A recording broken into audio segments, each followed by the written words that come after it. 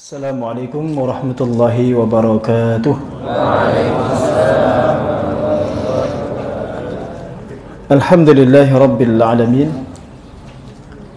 alladhi ba'atha fil ummiyina rasulan minhum yatlu alaihim ayatihi wa yuzakkihim wa yu'allimuhumul kitaba wal hikmata wa in kanu min qablu lafi dhalalin mubin. Wassalatu wassalamu ala rasulihil karim Sayyidina wa nabiyina Muhammadin wa ala alihi wa sahbihi ajma'in. Ashhadu an la ilaha illallah wahdahu la sharika lah wa ashhadu anna Muhammadan abduhu wa rasuluhu la nabiyya wa la rasula ba'dah. Amma ba'du, faqad qala ta'ala fi kitabihil karim wa huwa asdaqul qailin. Afala yatadabbaruna al-Qur'an am ala qulubin aqfaluha. وقال عليه الصلاة والسلام اقرأوا القرآن فإنه يأتي يوم القيامة شفيعا لأصحابه. وقال أيضا تعاهدوا القرآن فإنه أشد تفلتا من الإبل في أكلها أو كما قال صلى الله عليه وسلم. Alhamdulillah, seluruh jamaah juga seluruh anak-anak santri yang kami cintai, kita bersyukur pada Allah SWT di petang hari ini kita kembali dikumpulkan, diberikan kemudahan dan kelancaran urusan sehingga kita bisa berkumpul kembali di majelis yang kita cintai ini untuk melanjutkan kajian tafsir surah Al-A'raf. Malam ini kita akan membaca ulang karena kemarin belum selesai ayat 50 51. Nanti kita lanjut di ayat 52 dan 53. Mari selalu kita memohon pada Allah SWT ilmu yang bermanfaat dan barokah, ilmu yang mendatangkan kebaikan di dunia wal akhirah. Yang kedua, mari kita hadiahkan salawat dan salam untuk junjungan kita Nabi besar Muhammad sallallahu alaihi wasallam yang selalu kita ikuti sunnah-sunnahnya dan kita harapkan syafaatnya kelak di yaumil qiyamah. Minta tolong dibacakan dari ayat 50 Mas Khairul.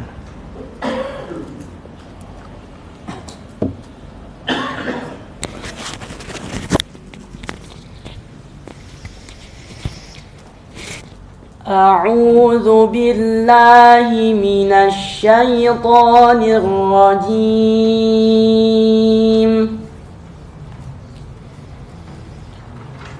ونادى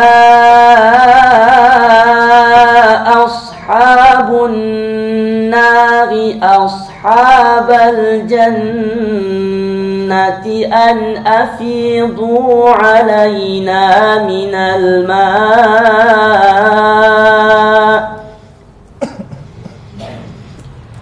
أن أفيضوا علينا من الماء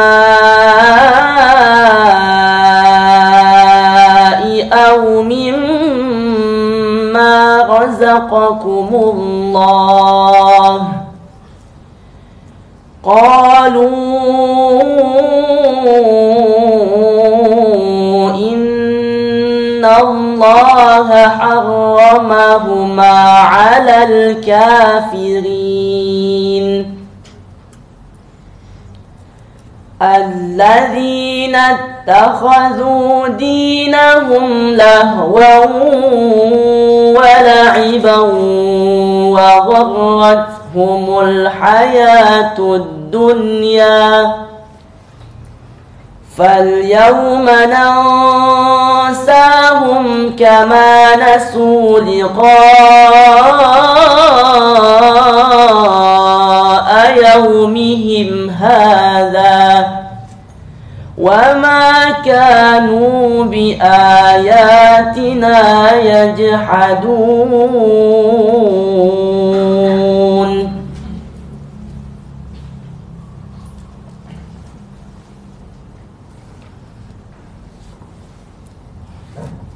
Para penghuni neraka menyeru para penghuni surga, tuangkanlah sedikit air kepada kami atau rezeki apa saja yang telah dikaruniakan Allah kepadamu. Mereka menjawab, sungguh Allah telah mengharamkan keduanya bagi orang-orang kafir. yaitu orang-orang yang menjadikan agamanya sebagai permainan dan senda gurau, dan mereka telah tertipu oleh kehidupan dunia. Maka pada hari ini kiamat kami melupakan mereka sebagaimana mereka dahulu melupakan pertemuan hari ini, dan karena mereka mengingkari ayat-ayat kami. Baik, kita kaji ya. Dibuka mushafnya masing-masing. Sudah? Dibuka hati dan pikirannya. Sampun? Alhamdulillah. Wanada, dan memanggil atau menyeru. Ashabun nar, penduduk-penduduk neraka.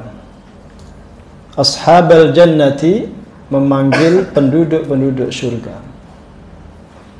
Ini isi kalimat panggilannya. An afidu alaina, hendaklah kalian melimpahkan atas kami minal ma'i, sebagian air yang diberikan Allah kepada kalian. Au mimma razaqakumullah, atau sebagian rezeki yang diberikan Allah kepada kalian. Rezeki yang dimaksud itu makanan. Jadi mereka minta curahan air, juga minta pembagian makanan dari penduduk surga. Qalu, mereka penduduk surga itu berkata, atas perintah Allah ini, mereka disuruh mengucapkan kalimat ini. Innallaha, sesungguhnya Allah, harramahuma, telah mengharamkan keduanya. Dhamir tasniyah ini, huma ini kembali ke air dan makanan itu. Alal kafirin, atas orang-orang kafir. Siapa orang kafir itu? Kata Allah, alladzina takhadu dinahum, yaitu orang-orang yang menjadikan atau memposisikan, menempatkan agama mereka itu dinahum lahwan, sebagai barang permainan, wa la'iban, dan barang untuk senda gurau.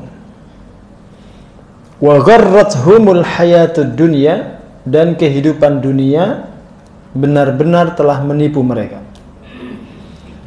Fal yauma, maka hari ini, hari kiamat maksudnya, nansahum, kami melupakan mereka, kama nasu, sebagaimana mereka telah melupakan liqa'a yaumihim hadza, pertemuan mereka dengan hari ini, pertemuan mereka dengan hari ini. Wa ma kanu bi ayatina yajhadun, dan kedurhakaan atau pengingkaran mereka terhadap ayat-ayat kami. Ini kita kaji dulu, nanti kalau sudah selesai kita lanjut di ayat berikutnya, ayat 52. Baik. Yang pertama, ayat ini berisi informasi tentang dialog ya. Dialog ahli neraka dengan ahli surga. Yang isinya ahli neraka itu minta bantuan kepada ahli surga, atau minta sedikit pembagian rezeki yang diberikan Allah kepada mereka. Dan yang disebut pertama di dalam ayat ini bukan makanan tetapi air. Dan itu dalil kalau air itu lebih vital daripada makanan. Itu dalil ya. Jadi penduduk neraka itu dalam soal kebutuhan terhadap air itu lebih kuat daripada terhadap makanan.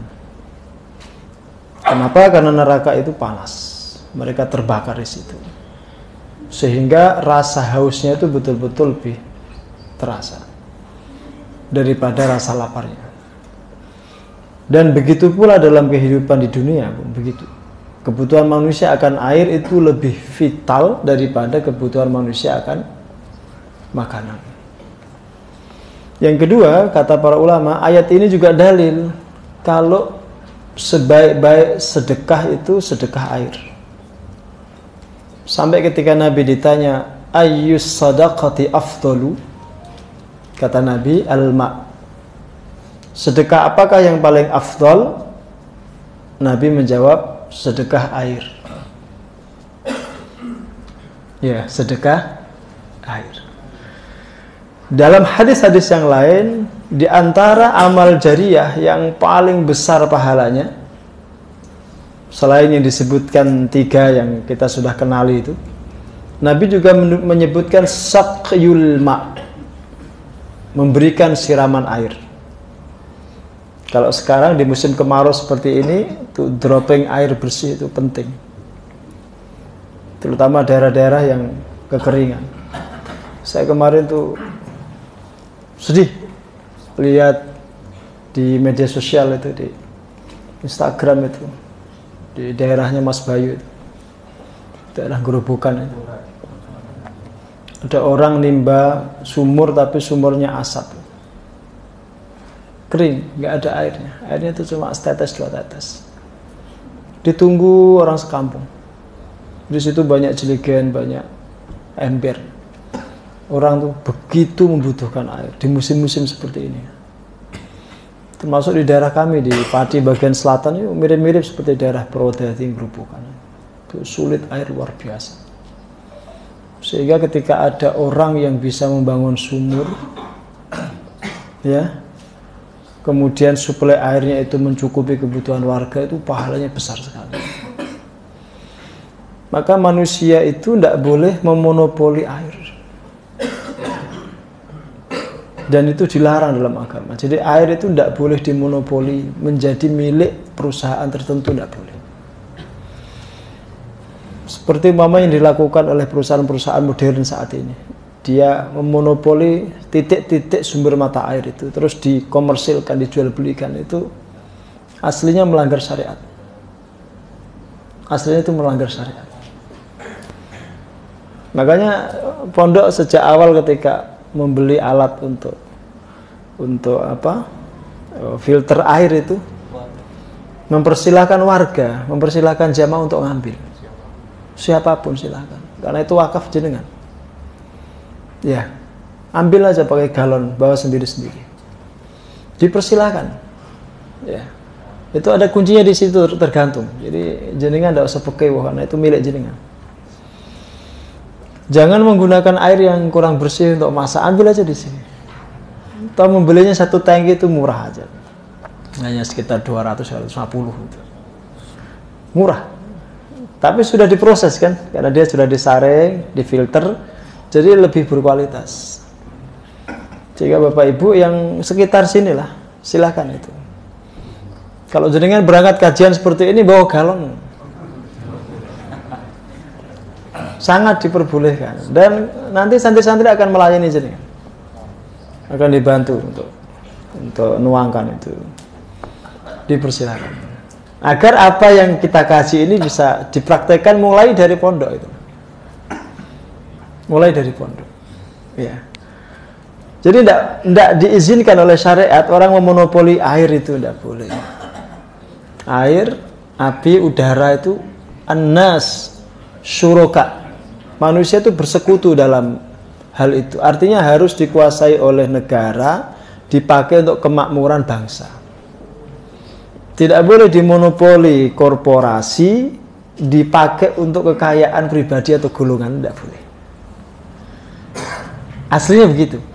Dan begitu pula pesan di konstitusi negara kita itu kan, bumi, air, dan kekayaan alam yang terkandung di dalamnya. Betul kan itu kan? Ayat berapa itu? Pasal berapa itu? Di Undang-Undang Dasar 45 itu? Pasal 33 dulu ya Pak ya. Mudah-mudahan sekarang belum direvisi. Iya kan? Artinya itu perintah konstitusi itu. Disebut air kan di situ. Sehingga korporasi-korporasi asing, entah Danone, entah apapun lah itu, tidak boleh sebenarnya dia menguasai air itu kemudian dikomersilkan, dipakai untuk memperkaya bosnya gitu loh, memperkaya kelompoknya, itu tidak boleh. Nah ini kritik kita kepada pengelolaan air itu. Duh, kalau di Klaten ya nggak terlalu jadi persoalan. Tadi yang saya ceritakan di daerah Pati, daerah Gerobokan, Blora, daerah-daerah yang memang sulit air itu, betul. Dulu saya mengalami masa-masa itu. Kalau musim seperti ini Pak, Masya Allah itu orang ngantri air itu seperti ngantri emas. Dapat 1 jerigen, 2 jerigen air itu senangnya minta ampun. Ya, Luar biasa. Maka orang Klaten harus banyak bersyukur karena air itu melimpah. Ya. Cara bersyukurnya hemat itu. Jangan kalau nyuci itu dibuang, gebrojok itu airnya. Ya kan? Yang mestinya cukup 2-3 ember itu sampai 1 tandon. Dihabiskan 1 orang untuk nyuci. Santri itu Pak itu. Dibiarkan ngalir aja kerahnya itu. Dan itu seolah-olah tidak ada hisab. Itu ada hisabnya loh Mas.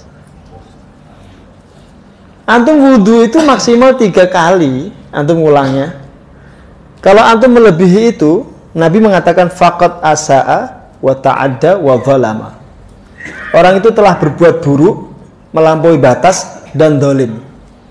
Jadi antum mengulang wudhu sampai 4 kali, disebut Nabi itu buruk, melampaui batas, dolim.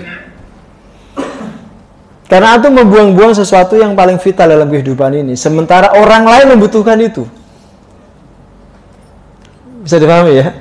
Ini pelajaran seperti ini diamalkan. Sehingga kalau antum wudhu pun, keran itu jangan difulkan, kecil aja. Yang penting cukup untuk basuh wajah, untuk basuh tangan. Kalau mencuci secukupnya. Jangan digelontorkan sampai habis banyak. Mafhum ya? Nah, diamalkan, dipraktekkan. Jadi nggak sekedar antum praktek mencuci, tapi praktek hemat air. Itu pendidikan tersendiri. Jelas ya? Itu soal air. Saking pentingnya sedekah air ini, jadi ngecek nanti dalam sejarah. Ada wanita pelacur masuk surga itu gara-gara sedekah air. Dia memberi minum seekor anjing. Hanya dengan terompahnya itu, hanya dengan sepatunya. Sepatu ya. Diambilkan itu anjing itu dikasih minum. Sedekah air itu menjadikan Allah itu, kalau bahasa manusia, sangat ternyuh sekali dengan wanita itu. Kalbunya ternyata rahim, ternyata sangat penyayang. Hatinya ternyata lembut sekali dengan binatang. Mungkin dia terjebak di dalam profesinya itu, tapi hatinya itu ternyata penuh kasih. Jadi sedekah air itu menjadikan wanita itu masuk surga. Sebaliknya ada orang yang dipersulit masuk surganya gara-gara pelit air. Gara-gara dia pelit air, dipersulit dia masuk surganya. Gitu. Maka kalau soal air itu tadi, jangan pernah pelit dan jangan dimonopoli. Karena air itu harus dipergunakan bersama-sama untuk kepentingan dan kemaslahatan umum. Tidak boleh menjadi media atau alat untuk memperkaya diri sendiri. Tidak boleh itu. Paham ya? Nah, ini soal ini dialog penduduk neraka dengan penduduk surga. Yang mereka minta pertama kali itu an afidu alaina minal ma. Baru au mimma razaqakumullah. Baru mereka minta pembagian makanan yang diberikan Allah kepada penduduk surga. Ketika Abu Thalib itu sakit, orang-orang musyrik, teman-temannya itu memberikan saran. Abu Thalib, keponakanmu itu kan nabi. Itu mereka percaya kalau Nabi Muhammad itu nabi. Mereka percaya, cuma wong goblok aja. Ya. Wong apa istilahnya? Ngeyel. Wong musyrik itu ngeyelan itu. Mereka yakin kalau Muhammad itu nabi. Nabi kita itu nabi, betul-betul nabi dan rasul. Dia ngasih usul ke Abu Thalib, kamu kan tahu keponakanmu itu nabi. Kamu coba minta dia untuk meminta anggur dari surga. Nanti kamu makan biar kamu sembuh. Dan betul itu kalau Nabi Muhammad minta anggur dari surga dimakan oleh Abu Thalib, mesti sembuh dia. Pasti sembuh. Terus datanglah utusan yang disuruh Abu Thalib ke rumah Nabi untuk menyampaikan pesannya Abu Thalib itu, agar Nabi bersedia memintakan anggur surga. Terus Nabi menyuruh Abu Bakar untuk menyampaikan pesan kepada pamannya. Ayat ini yang dibaca, innallaha harramahu ma'alal kafirin. Sesungguhnya Allah mengharamkan keduanya itu, baik minuman surga ataupun makanan surga itu, atas orang-orang kafir. Dan itu dalil kalau Abu Thalib itu mati dalam kondisi kafir. Dan orang kafir itu tidak boleh sedikit pun menikmati nikmat surga. Hatta ketika dia masih di dunia itu tidak boleh. Tidak boleh. Andai masih ada nabi, kemudian dia bisa mendatangkan makanan surga, tidak boleh orang kafir itu kecipratan. Dapat meskipun sedikit dari makanan surga itu tidak boleh.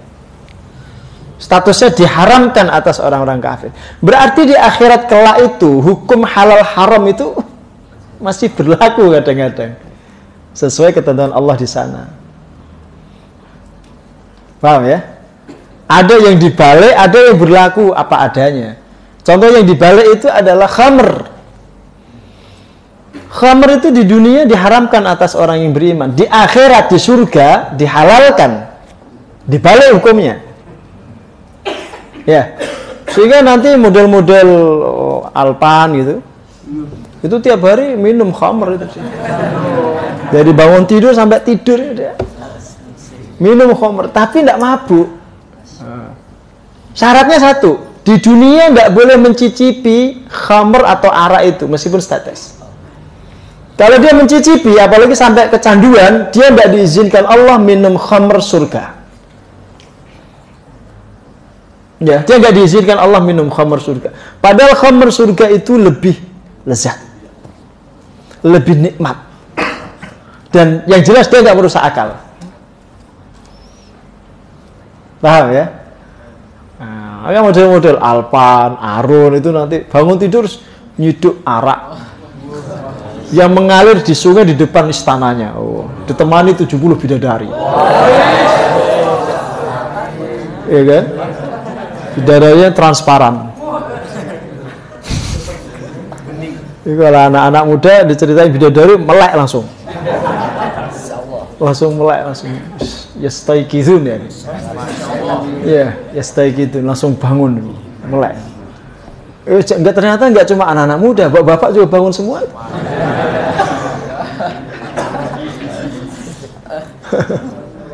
Terus ibu-ibu tanya, apakah nanti kami tidak cemburu itu, Ustaz? Ibu-ibu itu enggak cuma di dunia itu cemburu itu, sampai akhirat itu cemburu. Ya, sampai akhirat itu, saya dicemburu nih itu bojone iki. Repot itu. Ya. Makanya ada seorang syekh itu ditanya, "Syekh, itu kami itu enggak pernah dapat informasi Quran kalau wanita-wanita itu dikasih bidadara. Yang dikasih itu hanya bidadari untuk laki-laki itu. Kayaknya Quran itu enggak adil ya."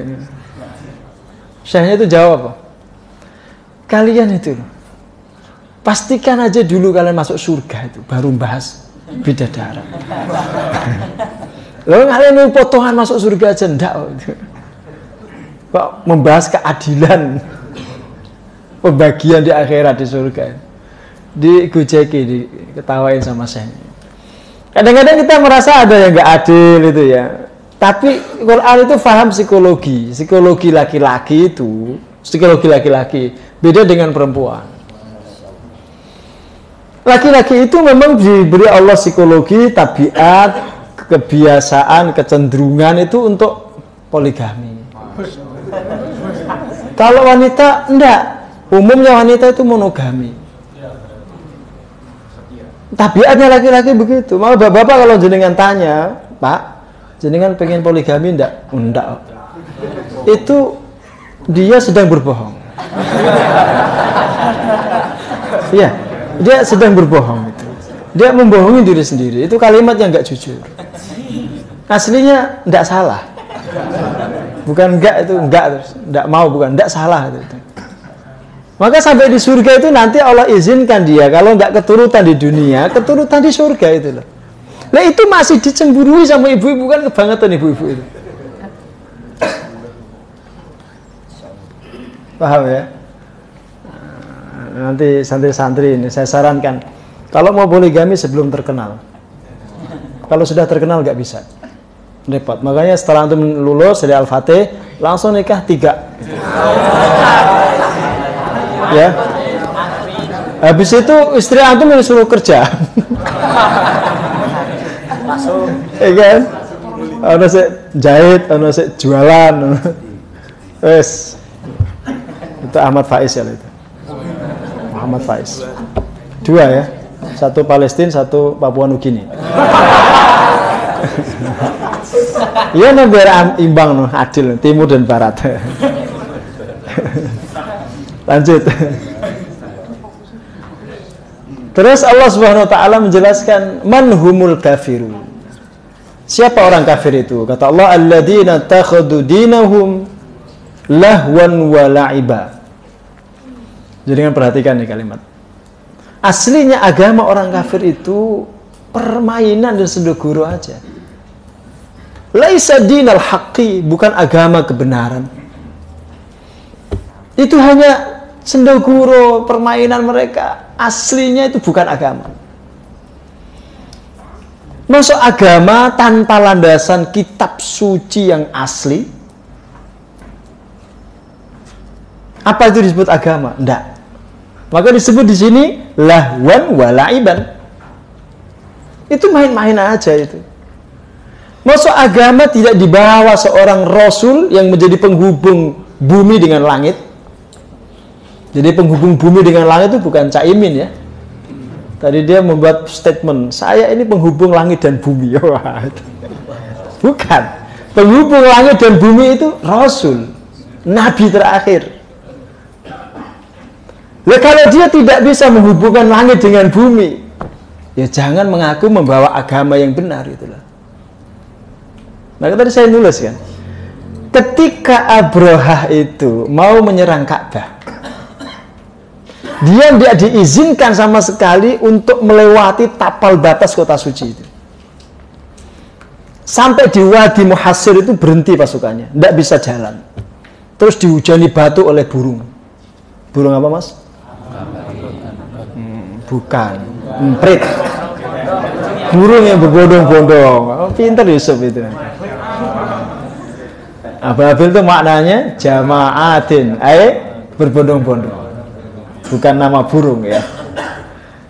Tidak diizinkan dia masuk. Bahkan menginjakkan kaki mereka yang kotor, yang nista itu ke tanah suci, nggak diizinkan. Padahal notabene mereka itu orang Nasrani itu.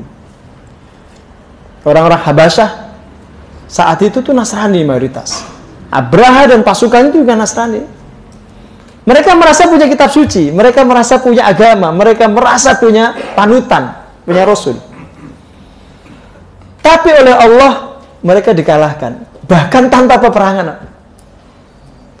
Nggak ada sama sekali orang Mekah itu menghadapi mereka. Nggak. Orang Mekah itu rata-rata lari ke atas gunung-gunung menyelamatkan diri. Sementara Abdul Muthalib pemimpinnya itu sibuk ngurusi kambingnya. Nggak sama sekali ada yang menghadapi mereka.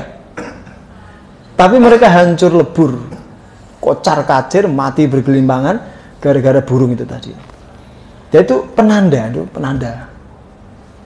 Kalau agama Nasrani itu bukan agama. Karena kalau agama itu didukung oleh langit, tidak mungkin mereka dikalahkan. Paham ya? Maka Syekh Muhammad Ramadan itu menyebut dalam fikih sirahnya, itu bukti kalau agama Nasrani itu sudah expired. Expired itu kadaluarsa sudah. Nggak didukung oleh langit. Agama apapun yang tidak didukung oleh langit itu bukan agama, itu sendoguro, itu permainan. Mafhum? Maka agama ini kalau jenengan perhatikan, dari hari ke hari itu makin kuat. Pengikutnya makin banyak. Nilai-nilainya makin kuat tertanam di hati manusia. Agama Nasrani itu sepertinya banyak yang menganut, tapi di Barat itu sudah berubah agama mereka. Agama orang Barat, orang Eropa itu sekarang bukan Nasrani, tapi bola. Liverpool, Manchester United. Kenapa? Karena mereka rela mati untuk klub bolanya, tidak rela mati untuk agamanya. Berarti lebih mencintai klub bola daripada agamanya, daripada Nasrani. Paham? Ini tipikal orang kafir. Maka disebut alladzina takhadhu dinahum lahwan wa la'iban. Terus tabiat yang kedua, umumnya orang kafir itu tertipu oleh kehidupan dunia. Disebut wa gharrathumul hayatud dunya. Mereka menyangka dunia itu penting. Materi itu penting, aset itu penting, kekayaan itu penting, rumah besar itu penting, itu mereka sangka. Padahal tidak. Kalau orang sudah sampai kepada ainul yakin, dia sampai di negeri akhirat, dia akan melihat dunia itu ternyata gak penting belas. Tidak ada wujudnya bahkan itu. Itu seperti orang mimpi. Dia ketika mimpi mengambil banyak koin gitu. Ketika terbangun di tangannya satu pun tidak ada koinnya. Itu seperti orang mimpi. Makanya Nabi itu menyebut an-nasuniyam. Manusia itu pada hakikatnya sedang tidur. Idza matu intabahu.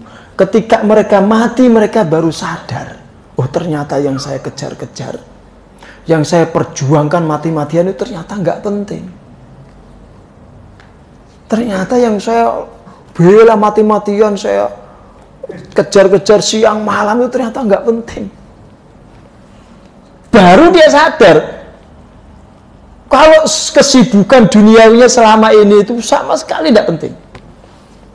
Dan itu rata-rata penyesalan orang kafir setelah sampai di akhirat. Ingin kembali ke dunia sudah tidak bisa. Maka orang Islam itu diajari oleh agamanya, kesibukan duniawi itu jangan berdiri sendiri. Kesibukan duniawi yang berdiri sendiri tanpa ada sangkut pautnya dengan agama, itu akan berujung penyesalan. Silakan sibuk dengan dunia, tapi duniamu itu untuk akhirat. Silakan sibuk Anda mencari uang, mencari nafkah, tetapi uangmu itu untuk menegakkan bangunan akhiratmu. Jangan berdiri sendiri sebagai aktivitas duniawi. Nanti nyesel.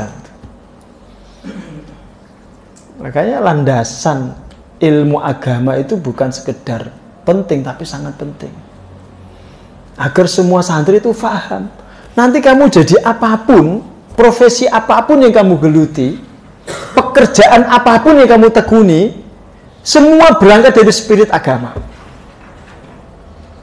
Tidak boleh jadi dokter sekedar dokter. Dia adalah dokter yang menanamkan nilai-nilai Islam dalam setiap aktivitasnya. Dia pedagang yang sekaligus profesinya dai. Menyebarkan Islam lewat muamalahnya itu. Dan seterusnya dan seterusnya. Maka kalau antum cek dalam sejarah penyebaran Islam di Indonesia itu, dakwah Islam itu dibawa oleh para saudagar. Tapi jangan Anda bayangkan itu saudagar-saudagar biasa, mboten. Itu saudagar yang spiritnya itu dakwah. Yang jiwanya itu dai. Bukan sekedar dia dagang, datang mencari keuntungan, enggak. Tetapi dia berdagang itu menjadi wasilah dia untuk menyebarkan Islam di Indonesia. Paham? Ini pekerjaan. Termasuk santri lah nanti mau jadi perangkat desa atau jadi pejabat atau jadi PNS. Dia harus paham, di situ dia adalah dai. Maka ada pepatah itu, ad-da'wah qabla kulli syai'. Anda berdakwah itu sebelum menjadi apapun. Sebelum jadi dokter, Anda itu dai. Sebelum jadi petani, Anda itu dai. Kalau dalam bahasa orang Nasrani itu misionaris. Setiap Kristiani itu misionaris. Harus orang Islam juga punya semangat begitu. Setiap Muslim itu dai. Sehingga agama itu diperjuangkan oleh semua pemeluknya. Semua orang Islam itu pejuang gitu. Agar dunia itu tidak menipu kita. Bangun rumah yang nyaman itu boleh, silakan. Tapi niati agar rumahmu yang nyaman itu menjadi tempatmu untuk menegakkan ibadah. Makin nyaman rumahmu, makin tenang ibadahmu. Jadi kaitannya dengan ibadah. Beli mobil yang bagus, nggak cuma R3 itu. Yang bagus Om. Silakan. Innova, Pajero, Fortuner. Silakan, atau Alphard. Boleh, silakan. Itu menikmati yang mubah, asal duitnya duit halal, hasil kerja keras sendiri, itu bagus. Agar perjalananmu kemana saja untuk kegiatan itu nyaman. Kamu gak gampang sakit-sakitan, kamu gak gampang masuk angin, kamu gak gampang keroan, sehingga ketika sholat tuh kamu nyaman. Niatnya begitu. Bahkan mobil yang kamu punya itu kalau dipinjam untuk kegiatan dakwah itu, kamu sampai merelakan untuk meninggalkan kepentinganmu pribadi. Silakan dibawa untuk jemput Ustadz, jemput Syekh Do ya di kolam renang. Silakan, tidak apa-apa. Dipakai untuk kegiatan keislaman. Silakan. Ada nilai zakatnya di situ, ada nilai sedekahnya. Sehingga manfaatnya itu kembali lagi pada akhirat. Jangan berdiri sendiri tuh kekayaan yang kamu nikmati begitu saja, enggak. Termasuk saya sering ajarkan itu. Kalau makan pun begitu. Jangan pelit pada diri sendiri. Ya, saya sering bilang ke jamaah itu. Nak di duit itu tuku panganan seenak. Mumpung kamu belum dilarang untuk makan ini dan itu. Nanti ada masanya kamu pengen makan sate, kamu punya duit, tapi dokter bilang, Pak, hati-hati kolesterolnya. Pak, ini bikin asam urat, dan seterusnya itu. Sehingga kamu punya duit, tapi kamu nggak bisa beli, makanya kamu suka itu. Paham? Sementara model Ustadz Faiz itu, nggak punya duit, tapi makan apa aja masuk dia. Tanpa ada larangan itu. Jadi kadang-kadang Gusti Allah itu ingin menunjukkan keadilannya itu. Yang punya duit tidak bisa makan, yang nggak punya duit bisa makan. Kan adil banget itu. Maka di pondok pun begitu. Saya sering bilang ke Mas Bonang itu, pokoknya kasih standar gizi itu. Kalau sekali waktu santri disuruh makan apa adanya, itu sengaja untuk latihan sederhana. Tapi secara umum itu standar gizinya harus terpenuhi. Dan tidak usah mikir santri bayar piro, rasa dipikir. Yang mikir ya pengurus. Makanya kurus-kurus pengurusnya itu. Ya namanya pengurus ya, bukan pembesar lah. Nah, pembesar ya gede-gede lah ya. Lalu kalau orang berani mendirikan pondok, kok nggak mau mikir, nggak mau repot, nggak mau susah, nggak mau tirakatan, nggak mau ngamen, oh nggak usah ngedirikan pondok. Nggak usah mendirikan pondok. Mendirikan pondok itu diniati berjuang, diniati repot, diniati susah, diniati tirakatan. Piye carane ben bocah-bocah iso sekolah lulus dadi wong pinter. Ora usah mikir, piye nak kurang, nggak usah dipikir. Enggak, itu nggak pakai logika. Kalau jenengan pakai logika mesti mumet. Loh, gaji teman-teman guru itu sudah pasti sekian puluh juta. Untuk logistik dapur itu sekian puluh juta. Untuk perawatan gedung sekian juta. Untuk bayar listrik sekian. Itu kan pasti semua pengeluaran. Sementara yang masuk itu min haitsu la yahtasib kok. Saya nggak mengatakan nggak pasti ya, tapi min haitsu la yahtasib. Ini urusan Gusti Allah. Duh, saya ngajarkan ilmu tentang keyakinan ke Mas Bonang itu nggak gampang, itu bertahun-tahun saya. Sekarang baru sampai di level 1 gitu. Baru dia paham itu, oh ternyata memang bisa itu. Sesuatu diyakini, meskipun nggak masuk akal. Bisa kok. Dari mulai gaji teman-teman yang ada di Ma'had itu saya masih ingat itu. Jumlah total kafalah yang diberikan ke asatid yang ada di Ma'had itu 6 juta. Saya masih ingat itu. Saya mikir piye caranya untuk duit 6 juta tiap bulan. Sekarang sudah puluhan juta. Dan kita tidak pernah sama sekali mikir santri ki bayar apa ora, gak mikir. Orang tua juga nggak pernah kita tanya-tanya bayar apa ora, gak mikir. Orang model sekolah ngono kuwi. Penting bocah-bocah semangat belajar dadi wong manfaat, kembali nanti ke masyarakat. Makanya kalau ada santri yang sudah diperjuangkan begitu kok nggak semangat, kualat gue. Kualat ya gue. Paham ya? Di situ ada saham kaum muslimin, ada peran jamaah, ada peran orang banyak, sehingga antum harus betul-betul sungguh-sungguh. Antum digadang-gadang jadi kader ulama, antum digadang-gadang jadi orang bermanfaat, antum digadang-gadang jadi para pemimpin masa depan, sehingga antum harus betul-betul keras menempa diri antum, sungguh-sungguh membina diri antum agar berhasil. Cuma itu aja. Kalau antum sudah berhasil, nanti kembali ke masyarakat. Saya nggak minta santri itu wajib pengabdian tuh enggak. Sampai hari ini belum ada kebijakan begitu. Pokoknya antum jadi orang bermanfaat, wes niku pengabdiannya ke masyarakat. Tidak harus ke Al-Fatih. Dan itu insya Allah jauh lebih maslahat. Daripada di Al-Fatih nanti malah entek ke tahu nih Bu Warni terus.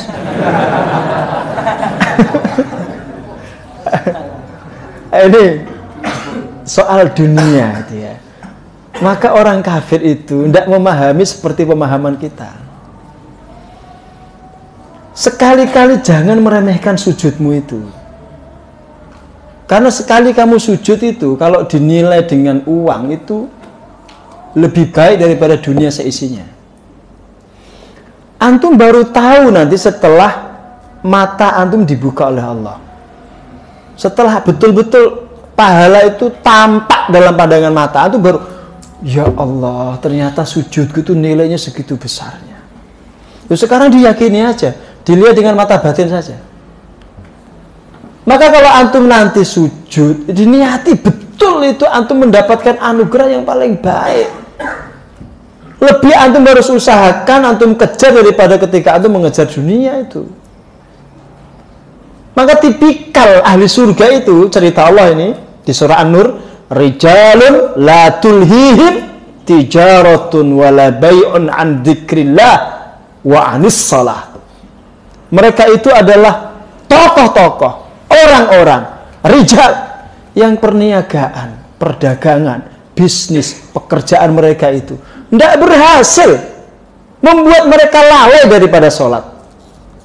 Wahai sholat, ditinggalkan pekerjaan itu. Sholat mereka. Sesibuk apapun, sholat nomor 1. Bukan nomor 2. Nomor 2 itu kan urutan di rukun Islam itu. Tetap sholat itu nomor 1. Kesibukan apapun tidak bisa memalingkan mereka dari zikrullah dan daripada sholat. Maka penilaian-penilaian santri itu nanti juga dasarnya bagaimana sholatnya itu, bagaimana ibadahnya itu. Selain akhlaknya, baru urusan akademis, baru urusan nilai-nilai rapot, itu nomor 3. Bukan nggak penting, ya itu nomor sekian lah itu. Karena nilaimu di rapot itu tidak pernah bisa menentukan masa depanmu, baik di dunia maupun di akhirat. Rapot itu kumpulan angka-angka, tidak menunjukkan kecerdasan seseorang. Nah, meskipun antum harus perjuangkan angka-angka itu sekedar agar antum punya sarana untuk belajar. Duh, kalau antum ngejar angkanya, antum nyontek nanti. Yang penting bisa dapat angka bagus. Iya kan? Lebih baik jujur, antum nilainya 10 daripada nyontek nilainya 7.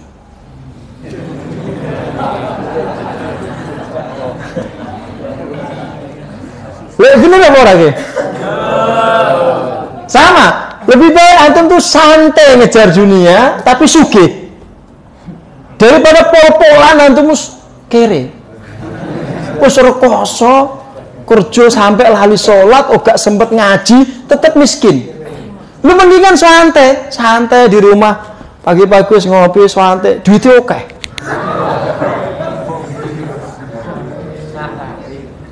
Iya kan? Go healing, jalan-jalan, refreshing, duitnya oke. Lu kadang-kadang sebagian orang nang saya wis direwangi pontang-panting, kerja keras banting tulang, awan dari bengi dari awan. Ibaratnya itu ya. Sampai nggak sempet ngaji, sampai nggak sempat sholat, Jumatan ditinggal, nggak pernah silaturahim, tetap miskin. Berarti dia baru kerja keras, belum kerja cerdas. Itu maksud Abi itu. Orang-orang yang kerja keras itu seringkali kalah dengan orang yang kerja cerdas. Maka itu kalau kerja juga harus yang cerdas. Jangan sekedar keras gitu loh. Biar tadi santai tapi duitnya oke. Enggak melihara tuyul itu bukan. Sembrono wae melihara tuyul. Enggak. Tapi ada pekerjaan-pekerjaan yang antum kalau tekuni duitnya oke, gaweane santai. Ada. Sementara kalau antum nggak cerdas, antum kerja keras, tapi tetap ya duitnya gur semono-semono wae. Yo nanti di kelas 3 nanti ada seminar entrepreneur nanti. Nanti kita undang pakarnya, Mas Dayat Omuskit. Nanti kita undang, biar ngajari antum bagaimana menjadi wira usaha, punya jiwa entrepreneur nanti. Biar antum terus santai, untuk karyawan oke, duitnya oke. Iya, orang metenteng tapi gak ada duitnya. Jelas ya, itu cara pandang umat Islam dibanding orang kafir soal dunia.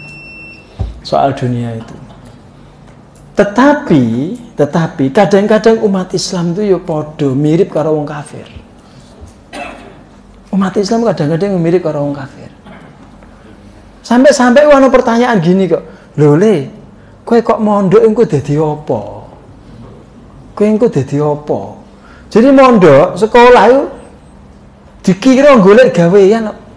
Kowe kena mondok le, engko angel golek gawean. Sa pondok kan kerjane gur maca Yasin ngono. Kon ngapalke Quran, kowe terus dadi apa kowe ngono kuwi. Pandangan sebagian orang itu loh. Lah itu dia mengirap pekerjaan atau pendidikan itu menentukan pekerjaan, padahal boten, Pak. Boten. Jadi kalau jenengan niati sekolah kok golek gawean, jenengan salah konsep itu. Sekolah itu golek ilmu. Pekerjaan itu mudah. Ada kawan saya itu sarjana teknik, sekolah 4 tahun di Undip. 4 tahun dia sekolah. Kuliah itu. Sarjana teknik, saiki dudulan bebek, Pak. Saiki dudulan bebek goreng niku lho. Oke nyambung harus kuliah. Dan dia belajar jualan bebek itu cuma 2 minggu sekolah itu Karanganyar, gorong minggu saiki wis dadi bos. Di mana-mana duduk bebek ini. Coba itu. Makanya kalau jenengan nanti belajar dari Bob Sadino dan orang bisnis itu, kowe nak kepengen berhasil bisnismu, kowe kudu goblok, aja pinter. Kowe nak pinter kakek mikir kok malah. Arep usaha apa malah dipikir. Kok kasih do akhire. Kakek mikir, kakek analisis. Itu kawan saya, sarjana teknik, saya gitu dolan bebek. Wes punya di Klaten ini punya 4 cabang itu. Wes setiap hari itu. Paling enggak di satu tempat tuh ada 3 orang karyawannya kan. Dia memberi pekerjaan orang. Dia dapat keuntungan. Enggak nyambung sama kuliahnya. Enggak nyambung sama kuliahnya. Menteri Pendidikan tuh. Menteri Pendidikan itu. Jurusannya apa saya udah Gojek. Pak Sugih Indonesia gak jelas itu. Gak nyambung karo titelnya itu sama titel akademisnya itu. Itu sekedar wawasan. Jangan sampai terjebak. Belajar ya belajar, pekerjaan itu nanti. Kalau kamu tekuni ilmu, apalagi ilmu agama, ndak ada ceritanya orang menekuni ilmu agama terus dibiarkan Allah terlantar, itu ndak ada. Nanti ayatnya akan keliru. Ayatnya kan yarfa'illahu alladziina aamanu minkum walladziina utul ilma. Ayatnya nanti akan keliru. Pokoknya orang itu iman, dikasih ilmu sama Allah, dia pasti dimuliakan. Tidak mungkin dibiarkan terlantar. Dimuliakan tuh di dunia ya nggak mungkin dihina orang, nggak mungkin dia ngemis-ngemis, nggak mungkin menadahkan tangan ke orang. Dimuliakan tuh. Di akhirat apalagi gitu. Maka mondok itu ya jangan diniati kok dadi apa? Ya dadi menungso. Menungso saya berguna, saya bermanfaat gitu. Wallahu a'lam bishawab. Matur nuwun, jazakumullah khairan. Assalamualaikum warahmatullahi wabarakatuh.